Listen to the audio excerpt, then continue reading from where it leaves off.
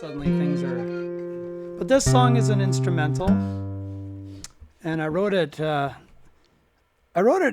when I first moved to Cayuga Street out in Santa Cruz. That's where I lived with Laurel the winter we got married, and I was just hanging out looking at these oranges growing in a neighbor's yard, and I couldn't believe it. This just tree right there on the fence. And it's November, and where Dan's from, actually, we were chatting with his mom earlier today, and it's early October, and there's already some snow on the ground in Winnipeg.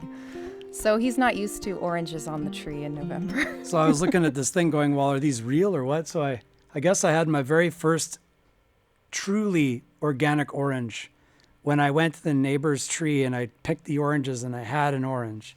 And it was this burning sensation. It was extremely powerful. And so I went with my shirt, like you do this thing where your shirt becomes almost like a bag. And I put about another 5 or 6 oranges in there and walked back into the house. And then the next morning I heard a knock on the door and I looked and I said, oh no, it's the neighbor. I could see her through the blinds. I could see her face. And I'm thinking, at that time I was applying for my green card and through marriage. And I thought, okay, well, petty crime, I think, would constitute me being deported. So I was very careful when I opened the door and I saw her standing there. She was just 17. No, just kidding.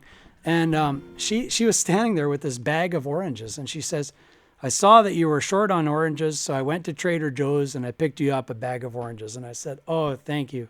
And the second I opened my mouth, she knew I was Canadian. She just could tell, probably even by the way I was breathing, That's like a Canadian breathing. So she's like, so what part of Canada are you from? And I said, oh, I'm from Winnipeg.